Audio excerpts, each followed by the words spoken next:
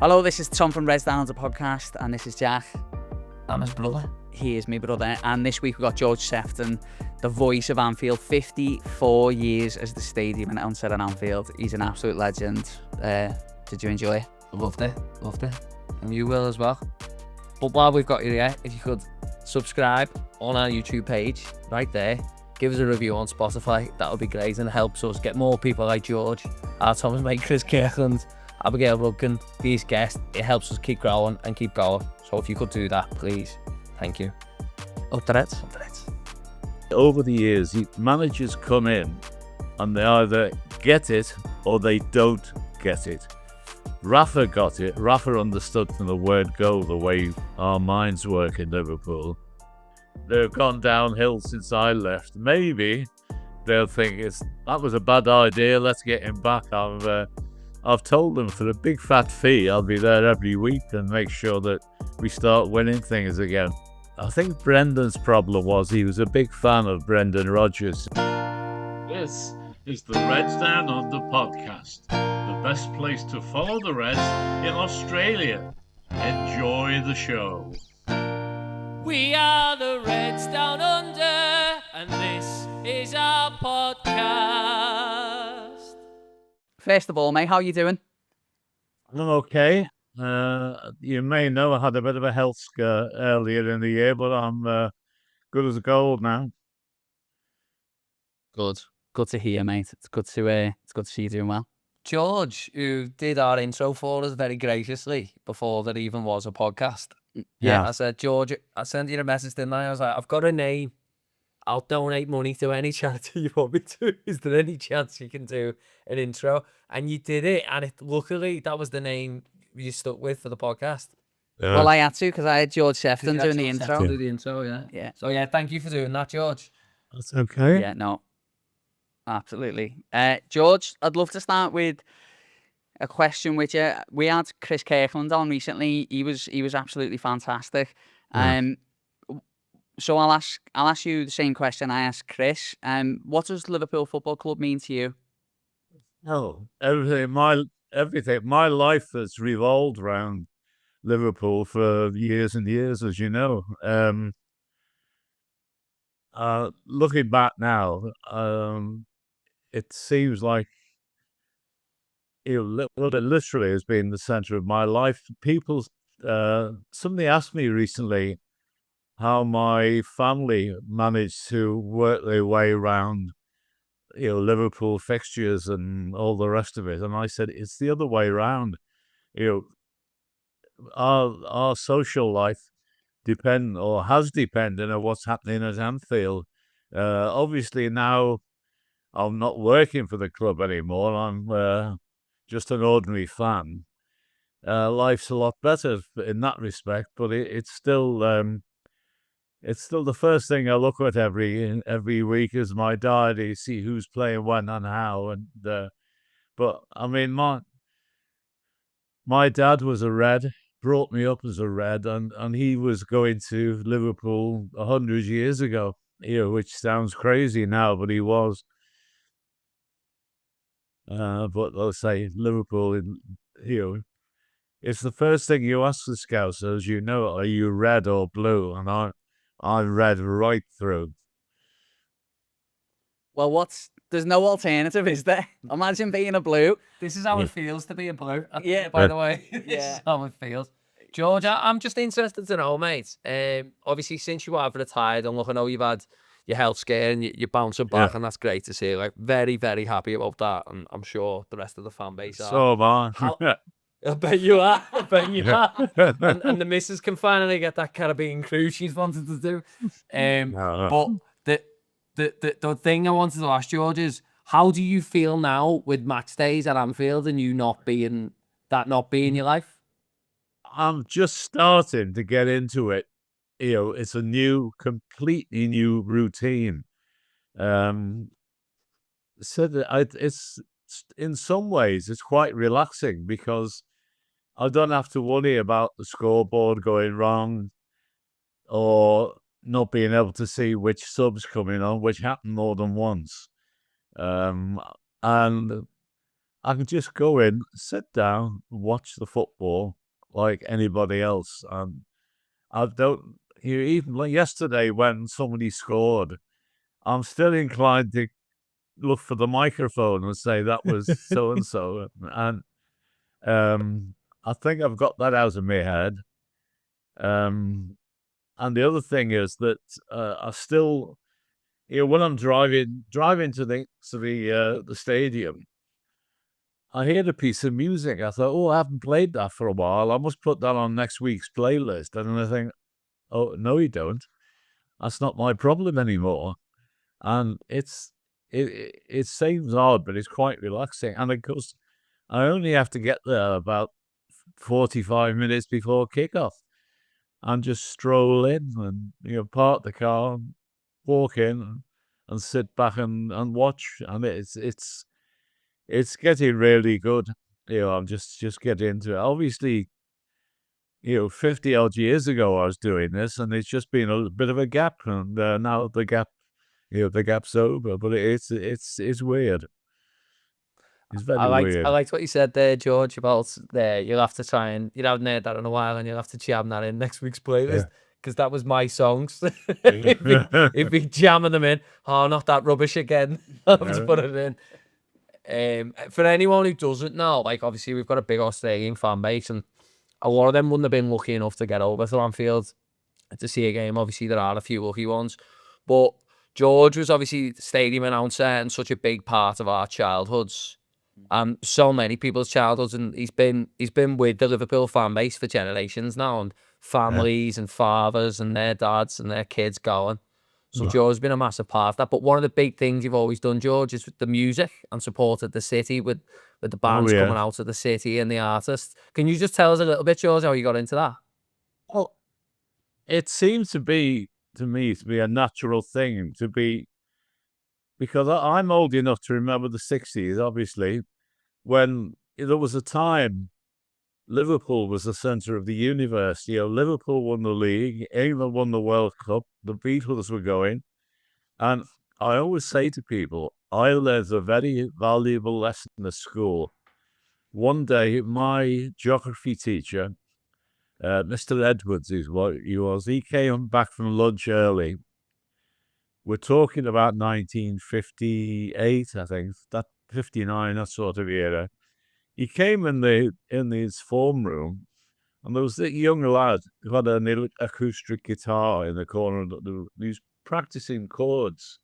And Mr. Edwards said to this young lad, "McCartney, put that thing away. That'll never get you anywhere."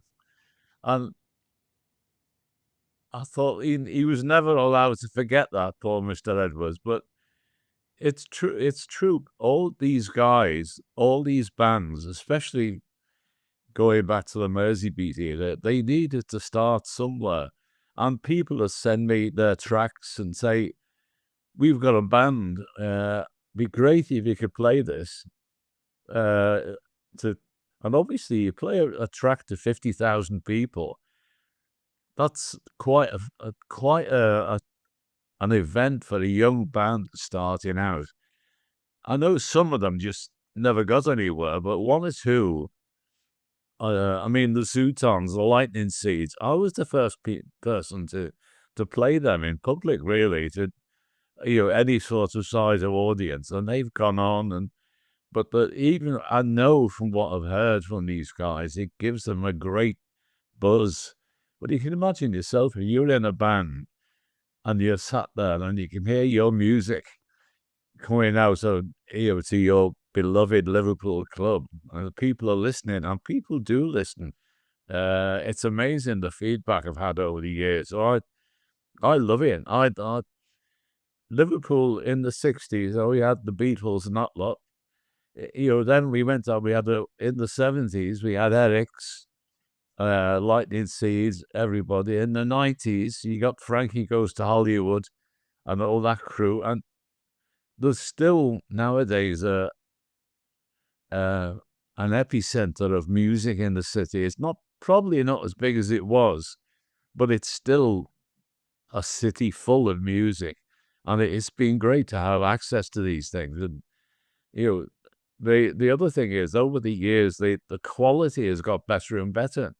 Years in the 80s, when everybody had a cassette player in their bedroom, I got some real rubbish sent to me. But then it got to the stage, people got little recording studios in the shed in the back garden, and the quality was amazing. And it did my did me a power of good. I had some cracking playlists over the years, and I was glad to be part of it.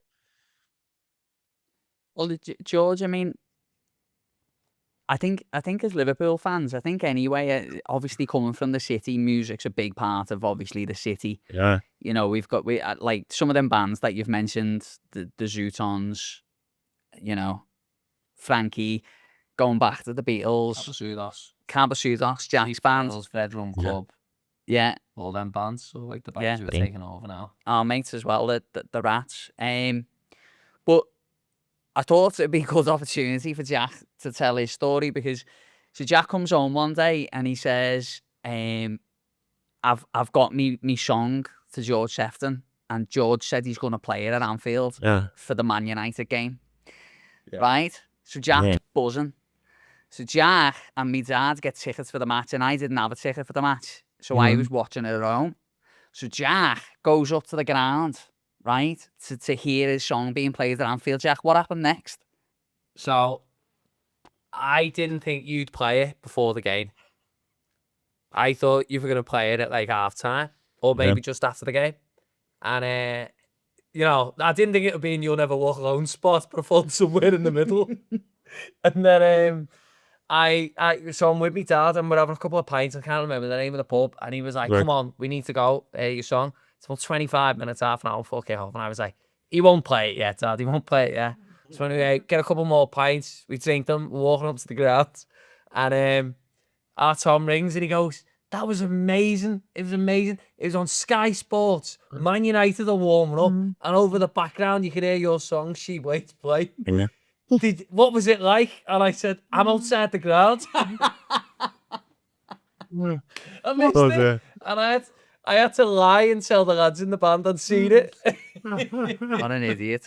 One good one, George, I do want to tell is, when you said there about hearing the song coming out, I was in the cop and Mr. Halliday, who was our head of business, he's a massive Liverpool fan. Him and Mr. Norton, who's another teacher we both had at Mary Court, and they were both in front of me, and they said to me, how's the band getting on, Jack? And as they said it, my song was playing. He'd played one of my songs. And I didn't respond. I just went, yeah, it's going all right. So thank you for giving me and so many other people those memories, George. I really do appreciate that. Yeah, all me right. too.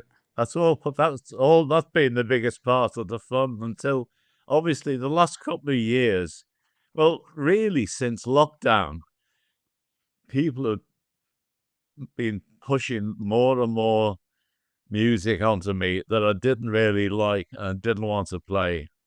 And since Spotify came in to Anfield, which is 2 years ago now, it's been a constant battle, to have my own playlist playing, and more often than you'd believe, that I'd never have a cup of tea or go to the toilet. I'd come back and there was a track playing. I thought, what's this? This wasn't on my playlist, and somebody had just shoved it in because they thought they like it, and it caused a lot of rows. But that was, I'm really glad that's all behind me now. I mean, so many people say what you just said. I remember so and so and such a year, and I did this and I did that. They can't take that away from me now. But I mean, it's weird that since I've been going as a fan, it strikes me they've started going back to some of the tracks I used to play years ago, because they discovered that I was right and they were wrong all along. I was sitting in the main stand being super smug, I told you, and I think I knew what I was doing after 54 years. I think I've got the hang of it, what the crowd like and what they don't. But anyway, Well, I we'll think see. we'll see, won't we? We will see. It's gonna be Yeah. look, mate. It's gonna be a genuinely strange thing for me going back to Anfield. Yeah. And not hearing George on the mic. Reds, if you're watching this podcast, thank you so much. Please do keep supporting us. Give us a like, a subscribe, and all that sort of caper. It means that we can get guests like George Sephton and Chris Kirkland and Abby Rudkin. The bigger we get, literally, the sky's the limit for us, and hopefully one day we'll have the man himself, Stevie G, on this podcast, but we'll see. Here's what we've got coming up for the rest of the show. In the 54 years that you've been at Anfield, if there's one player or coach you'd like to sit down and have a pint with, who would you pick? Oh, it'll have to be. Mate, you were at the club for what, 54 years, which is absolutely unbelievable. I've seen somewhere that you made your debut on the same day as Kevin Keegan. Yeah, I did. But George didn't sod off to go to Hamburg. George stayed. Kevin Keegan used to say, I would love it if he played that. I would love it.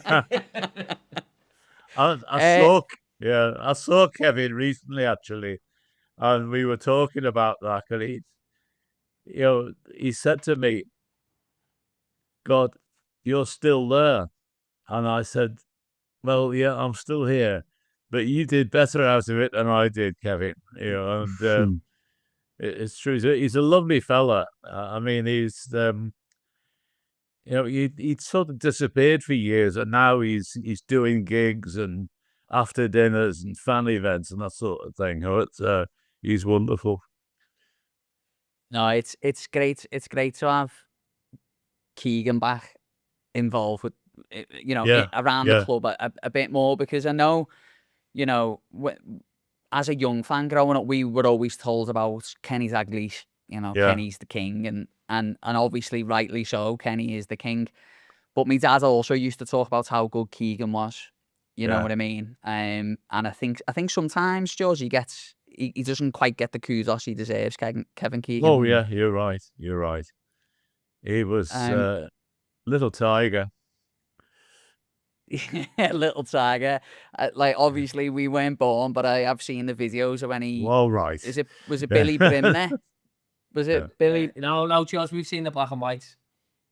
Yeah, we've seen some older games, haven't we?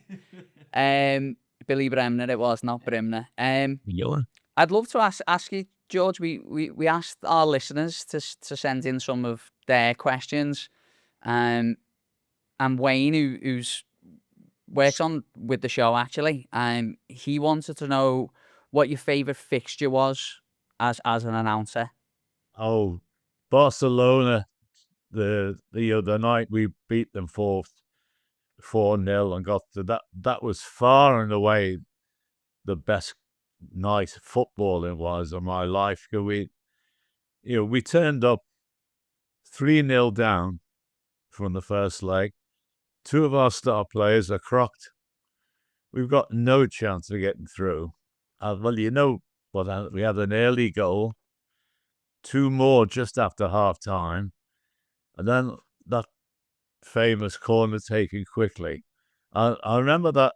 I can still see it now, that when Trent took that corner, Dirk Origi scored. But I didn't say anything. I thought the referee's going to make us take that again. And then I'm looking and thinking, hang on, he isn't. We've scored. It's 4-0. And that night, just everybody was in absolute ecstasy. And the people who were there, they'd be telling their grandkids that story for years. I was there that night because Barcelona were the best team on the planet at the time. And we gave them a good hiding, and that was something else to watch. But that's definitely the best night. Yeah, they've never been the same since after Barca. No, it shook them to the core, didn't it? And I think it was. I don't think Trent took that quick corner. I think we've all decided it's Andy Robertson now. We've changed our minds on that one, George. You know what, mate? That game, that Barcelona game, I was in the ground that night. I was in the Cop. And it was the last time I was in the ground with me best mate before I moved to Australia. So I went to I think the last game of the league season was Wolves, and then I went to Madrid, but I didn't have a ticket. Yeah. And I remember after the game, you know, you played You Never Walk Alone, and then you played, you know, Bob Marley, Imagine. Don't Worry About Yeah. a Thing, and you played Imagine, I think. Yeah, Imagine. That's right. And I've got the video of, I've never shown anyone the video of Imagine because it's me singing. It sounds terrible. Yeah. But yeah, just an absolutely special night, mate. Absolutely special night. So I'll never forget that one myself. I'd love to ask about Bill Shankly. Yeah.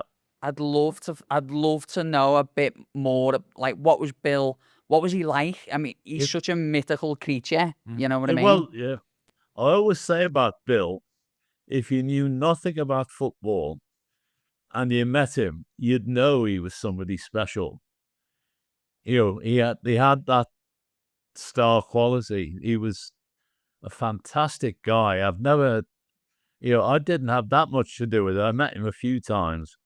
And there's the famous story about, you might have heard it, when one night, my first season, I think it was, that we had a youth cup game at Anfield, and Bill was in the crowd. I didn't know, but that night Leeds were playing Huddersfield in the league. Leeds and Liverpool were up against each other for the league, and during the first half, I got a message to say that Huddersfield were winning 1-0. And Peter Robinson, who was in charge then, he said, "Give the score out." And I did. There was a big cheer. And yeah, everybody in the place, only saw 3,000 or 4,000 people there, but they're all up so pleased that Leeds were getting beaten. During the second half, Leeds scored twice. Peter Robertson rings through, said, "Give the score out, and we've got to be fair. So when the ball went out of play, I put the PA on, gave the score out, thought no more about it. And when I came down afterwards, the girl on reception desk said, "George Leggett, Shanks is after you." What? Apparently he was running around the corridors. "Where is he? I'm going to kill him. He ruined the atmosphere, ruined it." And you'd be amazed how quick I got back to my car that night. You know, I could have got the Olympics 100 meters that night. But that was the way he was. About, you know, first person I saw on the Saturday afternoon, Bill, "Hey, morning, son. You all right?" And that was it. But his last big trip out with Liverpool after he retired was to the 81 European Cup final. And I was on the same plane. And that was just an amazing experience, you know, walking into the airport with him and walking back out afterwards. And you knew you were in the presence of somebody special. And what he did for our club, we're still getting the benefits now, because I'm obviously you're not. I'm old enough to remember what that place was like before Bill turned up, and he changed everything. He changed the mindset before more than anything else, because at the time Liverpool were in the old second division, and the directors, I think, they were quite happy with being near the top of the second division. You know, we had big crowds, they were making profit. Everybody was happy. Bill wouldn't stand for that. He wanted to win. He wanted to be champions. He wanted to win in Europe, the whole shooting match. And obviously, what he did set us on the path we're still on now. Do your Shankly impression for George. Oh, you're putting me on the spot, aren't Do you? it for George. So I've got to get into character. Go on. All right. Yeah, sorry. Score announcements. Leeds 2, Huddersfield 1. Yeah. Fuck seat, Judge. Don't be shooting that out in the crowd. You're going to ruin the atmosphere. Yeah. It wasn't bad. Wasn't the worst. Wasn't the best. Wasn't that good? Well, Wasn't that good? So I see Liverpool as a bastion of invincibility. no, you sound more like George. You're George. losing Yeah. it. George's was the best. What about then? Obviously, look, mate, you've been here for all the great managers, haven't you? Shankly, Paisley, Fagan, Houllier, Benitez, Klopp, and obviously Arnie, Kenny. Let's not forget Kenny. But like, how does the place change when you get a different manager and a different sort of character? Like, It's weird. I mean, there's some managers. I mean, shall I tell you now? I have never spoken to Arne Slot. Whereas, previous, I got on like a house on fire with Jurgen. I only spoke to Brendan Rodgers twice. Kenny, I've known obviously all these years, and I've got on well with him. And you're probably aware that Kenny did my presentation the day I retired, and he was absolutely brilliant. And he wrote the foreword to me in my last book, and what he wrote was just amazing. But there's different characters. I mean, people tend to blot out the era of Hodgson, because he just didn't belong at Anfield. Great bloke, nice fella, but he just didn't understand, what Liverpool was about. They say over the years, managers come in and they either get it or they don't get it. Rafa got it. Rafa understood from the word go the way our minds work in Liverpool. But Brendan Rodgers said he did, but he didn't. Kenny, obviously, he's one of us now. He moved down from Glasgow in 77, and he still lives just up the road in Southport. But it's sometimes you wonder what's coming next. And at the moment, well, last year we all were wondering about Arne Slot. Then he goes and wins us the title, and at the moment he probably, all the papers are full of all sorts of nonsense about Arne Slot. I don't know what's gone wrong this season. If I knew what was going wrong, I wouldn't be sitting here talking to you. I'd be in an office up at the training centre, but I don't. Everybody's got their own theories, but as you say, the whole atmosphere changed. The biggest impact of all, I think, was since Shankly was definitely Jurgen, because he came in, he was like a hurricane. He's another. If you'd met him away from football, you'd think he was a special person. Whatever he went in for, he was a great bloke. But the whole atmosphere, changes around the place, and we've been lucky over the years. Mostly has been good. We've had the odd blip, but we're back on. We're certainly back at the top table of world football after Jurgen's 9 years with us, and we're going to have to wait and see what happens this season with Arne. If things can only go uphill from now on, surely, because obviously I was there yesterday, and it was like watching a car crash. I don't know why. I mean, we were hammering their goal for a while, and it just didn't happen for us. And they had 3 shots at goal, and they all went in. Well, that's before, one was disallowed. But you come home thinking, what have I just seen? What happened? We'll see. This'll be the making of Arne Slot if he gets it out of the mess we're in now, and it really will. George, sorry, Tom, I just want to ask this. George, younger fans are quite fickle, I find, right? And I don't know if it's the social media age or the younger fans are just fickle. I remember hearing it when I was like 9. Yes. I think it was after the game. I think about it all the time because I get embarrassed by it. I go like, I never used to like Lucas, but I really like him now.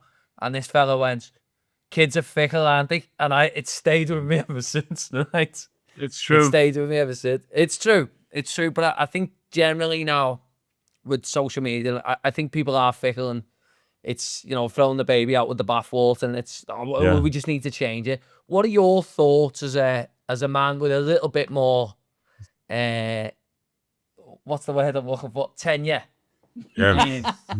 Good word. Thank you. Very good word, yeah. Very good word. Like, what are your thoughts? Because you'd have been in situations like when Graham Souness came in as manager for a while, and obviously the Roy era, the end of Rafa, where things weren't really working out anymore. The year Brendan Rodgers, obviously, the year he lost his job. Like, how does it feel for you as an older fan who's been there right the way through all that, and being someone who was employed by that club? What are your thoughts on changing of managers and when the time is right to actually change a manager?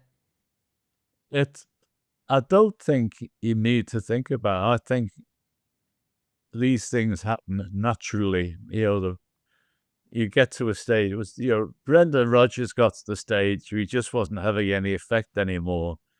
And I think Brendan's problem was he was a big fan of Brendan Rodgers, and that was, he said, well, he said he thought he understood us, but he didn't. But then, Roy Hodgson, non-starter from the word go. He was never going to last.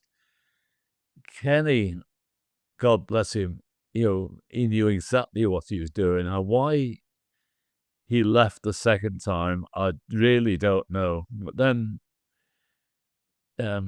it appalls me sometimes, the things I read on social media. I've got so many people I've blocked on social media, because I always say, I can understand people's opinions.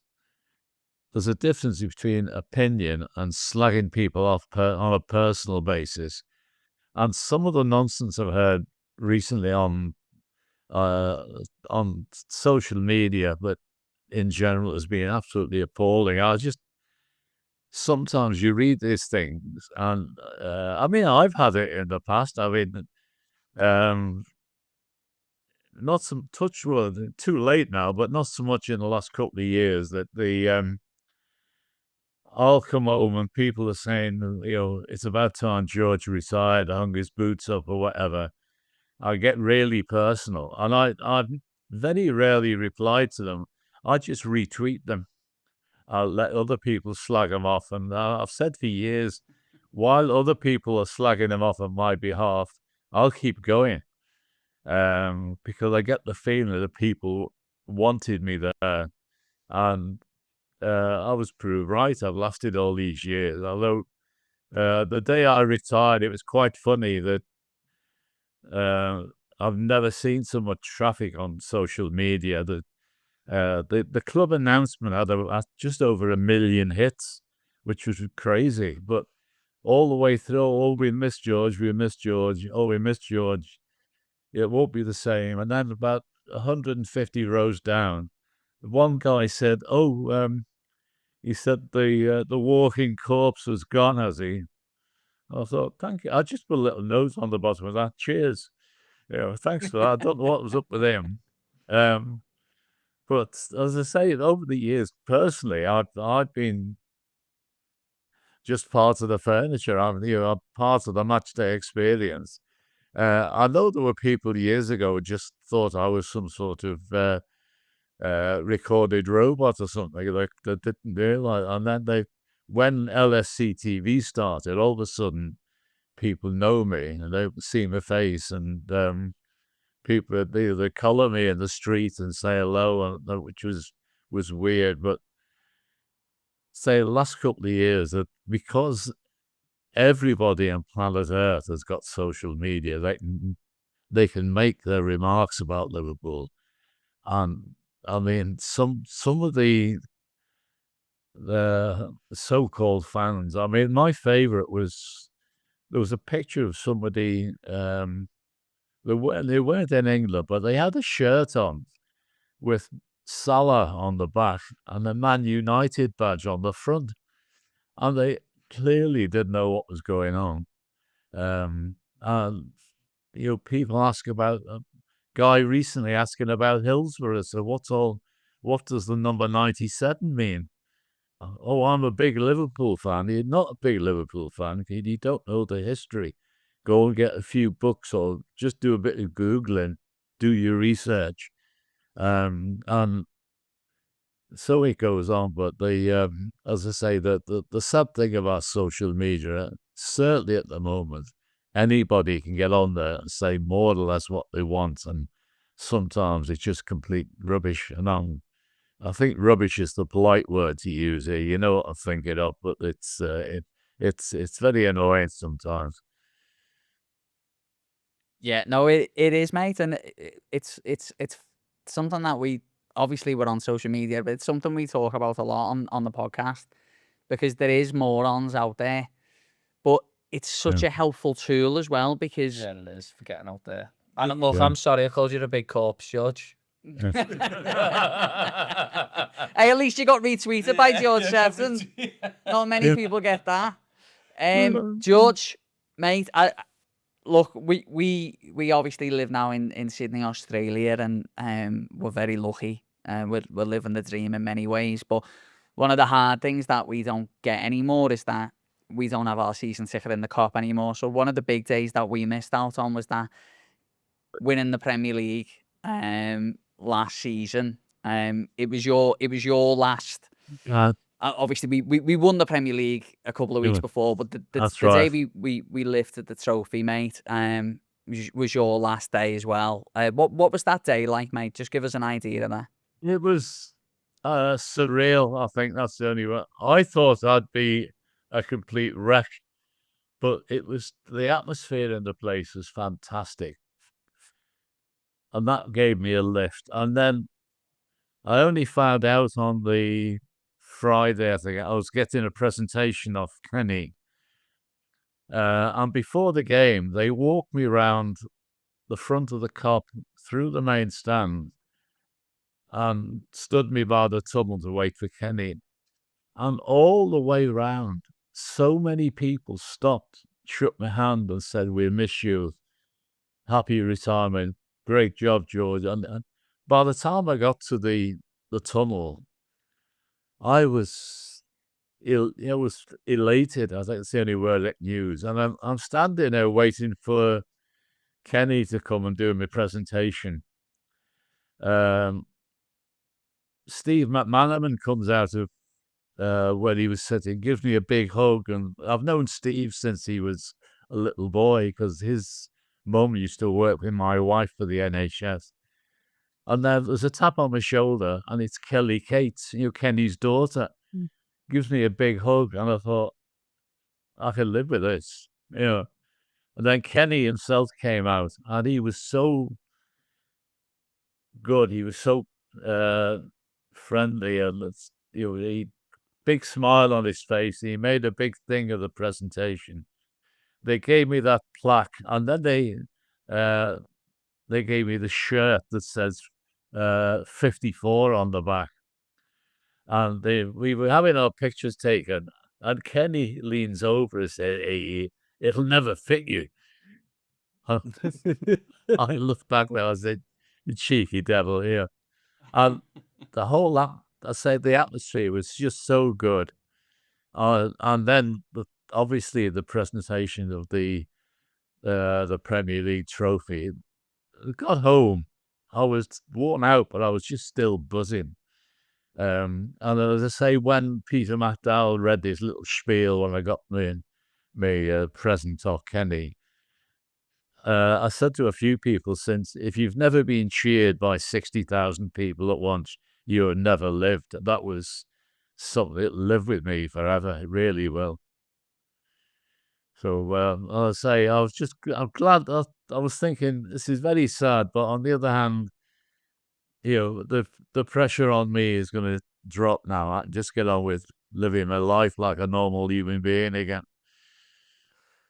So I've just realised it's all your fault, isn't it? Yeah. Absolutely. We've been terrible this season. It is all Yeah. your fault. Yeah.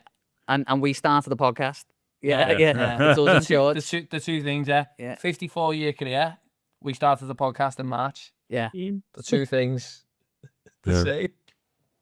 Well, I keep Collided. saying when the people realise they've gone downhill since I left, maybe they'll think that was a bad idea. Let's get him back. I've told them for a big fat fee, I'll be there every week and make sure that we start winning things again. But we'll see. I think, we can only judge this season next May. If we got silverware, it'll be great. We're still, obviously, we're out of the Carabao Cup. We can win everything else. We could win nothing or everything this year, and just let's see what happens. Yeah, it's there's a long way to go, mate, as you say. Yeah. No one wins the Premier League in November, did he? No. Max has asked, he's part of the supporters club in Newcastle in Australia, and he definitely gets involved with our podcast. He's an absolute legend. He wanted me to ask you what your all-time Liverpool 11 was, and I said, Max, that'll take us forever. Yeah. Right? But I will still put you on the spot. Could you Yeah. tell it 5-a-side team? So you can structure it 5-a-side however team. you want. Yeah. Oh, But obviously well- you need a goalie. Yeah, and you can't play. yeah. And you can't play, yeah. No. You wouldn't want me playing, believe me. People ask me quite often about my, favourite 11, and I say it's impossible. Straightly, the only thing there's no doubt about, Ray Clements in goal. He's far and away the best goalkeeper I've ever seen anywhere. Wouldn't swap in for anybody. But in front of that, you've got to have Kenny in the team. If you have Kenny, you've got to have Ian Rush. That means there's no room for Keegan and Tosha. It's crazy. You've got to have Virgil van Dijk in the team. That means that, a partner for Virgil, but then you can't have Phil Thompson and Evelyn Hughes, which is crazy. You can't have Hansen and Lawrenson, which is even more crazy. That's before you even start, on the wingers. Obviously John Barnes has got to be in there somewhere. You couldn't leave Salah out of anything. And I think when I started working out my favourite 11, I can get it down to, I think, 36. And that's as close as I can get. It really is. You've got to pray there's a lot of injuries. But 5-a-side, you'd have got to have all the little nippy players, haven't you, in front of Ray Clements, and you'd be all right. Well, there you go, Max. The answer is that George can't give you a 5-a-side, but he knows there's going to be a really, really big bench. Well, George, mate, I think we've covered everything that we wanted to get. I mean, there's so much to talk about. Yeah, we would like to talk about that. Yeah. George, obviously, over the summer, we lost Diogo Jota and his brother Andre. Yeah. Unfortunately, Liverpool have got these ties to such these horrific events, these really sad times in our history. How do you think that with Jota has affected day-to-day things at the club and the players and the training grounds? Because you know yourself, when you've been around it that long, to have someone suddenly not there anymore, the effects moving forward and on the football. Well, I keep reading that the players are more affected than they thought they were going to be, which it's very rare. I mean, over the years we've had tragedies, but this is a rare one. It's a young man in his prime who was loved by everybody. Apparently, the entire team thought the world of Diogo, and they. You heard this week Andy Robertson talking after the Scotland match about how much he missed me. Somebody said to me the other day that obviously I've not been in the dressing rooms at the training ground, but apparently his numbered seat is still there. So they must all turn up every morning, and you must get hit in the face by the fact that their mate has died tragically. And it was an absolute tragedy. He just got married, got young kids. He lost, not only did he get killed, his poor parents lost both their sons. He just couldn't make it up. And the players will swear blind they're not as affected as they people say, but I'm sure they are. I'm sure it's a big black cloud hanging over everybody. I know I remember myself, I was driving the other end of Liverpool to make a podcast, Strangely Late. Had the car radio on, came on the news, and I stopped. I just had to pull over. I was so shocked and taken aback. And it was weird because I suddenly realised the policeman behind me, and he pulled in, basically say, "What you doing? You know, this is a busy road. You can't." And I said, "I'm sorry. I work for Liverpool Football Club. I've just heard the news." And he said, "Oh yeah, I understand. Well, I tell you what, just go on a bit further and pull in off the road." And I sat there staring into space, and I'm only the part-time casual employee at the club. What the players must have felt, just doesn't bear thinking about. I mean, yesterday I noticed when we were singing the Jota song 20 minutes into the game, I got the impression that people were cutting it short a bit. So I'm really thinking, it might be a good idea if we stop doing that. Nobody's going to forget Diogo, but he wouldn't want to have a huge impact on his mate's season. So I think he's the classic phrase: he's gone but not forgotten. As I say, we'll see as time goes by. In years to come, we'll find out what the players were thinking this season. But at the moment, it's still raw and very, very raw in everybody's mind. Yeah, it is. And, the fan base, as you know, you're a Red, you're a Scouser. Yeah. But it's the same for everyone around the world. We're so connected to the football Yeah. club, and Yeah. we like, it's the first time we've ever spoke, George, but I felt like I've known you all my life. So it's like that with the players. So we've all got these associations with these people we've never met. So I can only imagine what it's like for the people in the club. But you know what? Like, we're so lucky that we had Diogo Jota, because he gave us some absolutely fantastic moments. And, I'll never forget that game against Arsenal where he sat about 5 of them down and scored. So an absolute legend. George, I'd like to ask you one more question, mate. And thanks for telling us your thoughts on Diogo there, because I think it's important for people to hear. But my last question's a bit of a light-hearted one for you, and it's something that I am just eagerly interested to know. But you've got to answer me on this one. You can't have a big bench, all right? Yeah. If there was one player or coach in the 54 years that you've been at Anfield, if there's one player or coach you'd like to sit down and have a pint with, who would you pick? Oh, it'd have to be Jurgen. Obviously I've spoke to Jurgen, but you never get the chance to, have a long chat to him. Not as much as I'd like, but Jurgen he's the most. I think gregarious is the word you're looking for, but I'll say now. I mean, I'll say the last word in my. I've nearly finished the new book. The last word in there, that's my bucket list. I'd love to speak to Paul McCartney. I'd love to have him on my own for half an hour.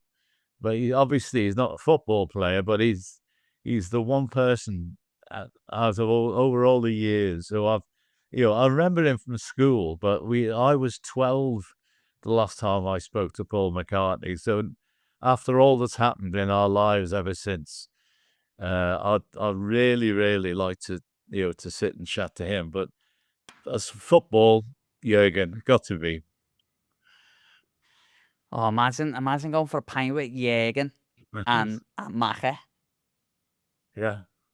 That'd be good, Well, I wouldn't know- it? That'll be my dream tonight. Yeah. It'd be pretty, Well, it'd be pretty good. I speak to Paul's brother Mike quite often. He was at my school as well, the year above. Obviously, 2 years behind Paul. I mean, I remember him. I remember Mike. One story Mike told me years ago. He said Paul was home for the weekend, and Mike said, "Should we go down to local for a pint?" And he said they wandered out low, and they sit there. Can you imagine you're having a quiet pint, and Paul McCartney walks in, sits at the next table, and he said the place went very quiet. Then they all started talking again, and Mike says to Paul, he said, "We've never done this before, have we?" And this would be when Macca was in his, must have been in his 50s or 60s. And he said the two brothers had never actually just gone out for a quiet pint together. And that struck me. That I said, the guy has done so much for, he's done as much for me as the footballers have, because obviously, the Beatles came on the scene around the same time that Liverpool started winning things, and the two have stuck together over the years, and that it's Anfield without music wouldn't be Anfield. So I think I've done my bit in that corner. I'd say so. Are you happy, Jack? I'm very happy. Are you happy, George? Hilarious. I'm very happy.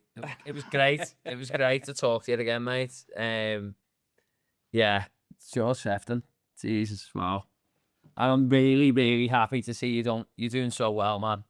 You look great. Forget Feeling good. Twitter. Them people are idiots. Yeah. And if you ever do go for a pint with Jürgen Klopp and Paul McCartney, give me a shout. I'll let you know. Reds, thank you so much for watching. Don't forget to subscribe, and don't forget, we've got a Chris Kirkland special that we did recently, which is an absolutely brilliant podcast, and he really opens up about his Liverpool career and his battles with mental health. Up the Reds.